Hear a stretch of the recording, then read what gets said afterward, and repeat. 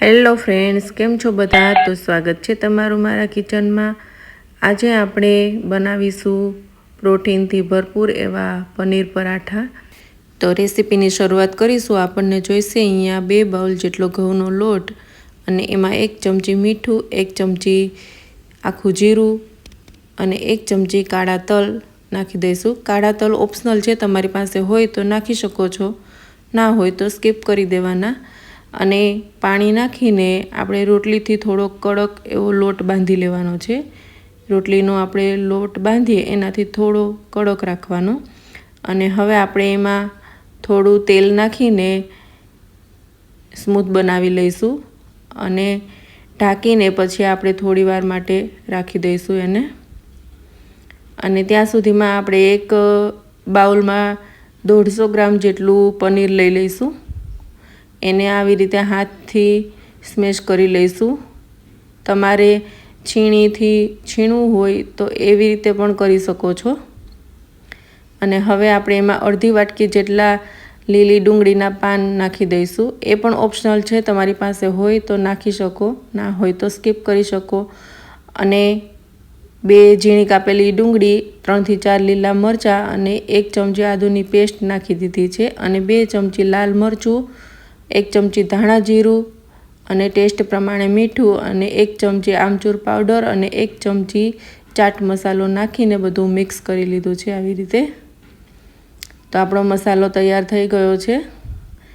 હવે આપણે લોટને થોડો સ્મૂથ બનાવીને એમાંથી એક લુવો લઈ લઈશું ને લુવાને આવી રીતે વાટકી જેવો શેપ આપી દેવાનો છે। અને એમાં આપણે હવે આવી રીતે પૂરણ ભરી લેવાનું। પૂરણ ભરીને બધી બાજુથી કવર કરી લેવાનું આવી રીતે। અને વધારાનો લોટ જે નીકળે એ કાઢી લેવાનો।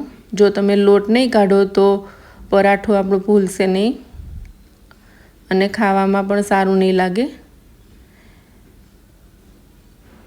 તો આવી રીતે લુઓ બનાવી લેવાનો છે અને હળવા હાથથી એકદમ વણી લેવાનું। થોડું જાડું રાખવાનું, એકદમ પાતળું નહીં કરવાનું, નહીંતર મસાલો બહાર નીકળી જશે। અને હવે આપણે ગરમ તવા પર શેકી લઈશું એને। આવી રીતે બંને બાજુ પલટાવીને પછી બટર લગાવી દેવાનું। બટર પણ ઓપ્શનલ છે, તમારી પાસે બટર હોય તો શેકી શકો છો, ના હોય તો તેલ કે ઘીમાં પણ શેકી શકાય, તો પણ સારો જ ટેસ્ટ આવશે।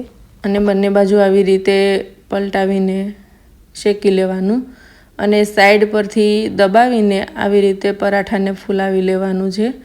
સાઈડ પર આમ દબાવશો એટલે પરાઠું એકદમ ફૂલી જશે। તો તમે જોઈ શકો છો આપણું પરાઠું એકદમ ફૂલીને શેકાઈ ગયું છે। હવે આપણે બધા જ પરાઠા આવી રીતે તૈયાર કરી લઈશું। તો બધા જ પરાઠા આપણા શેકાઈ ગયા છે। હવે એને આપણે સર્વ કરી લઈશું। અને હું અહીંયા એક પરાઠું તમને કટ કરીને પણ અંદરથી બતાવીશ કે આપણો મસાલો કેવો સરસ સ્પ્રેડ થઈ ગયો છે। તો તમે જોઈ શકો છો આપણો પનીરનો મસાલો એકદમ આખા પરાઠાની અંદર સ્પ્રેડ થઈ ગયો છે। તો ફ્રેન્ડ્સ, જરૂરથી ટ્રાય કરજો। આ પરાઠા ખાવામાં એકદમ ટેસ્ટી એવા બને છે। અને ચેનલને લાઇક, શેર અને સબસ્ક્રાઈબ જરૂરથી કરી દેજો ફ્રેન્ડ્સ, જેથી તમને આગળની રેસીપી મળતી રહે। Thank you.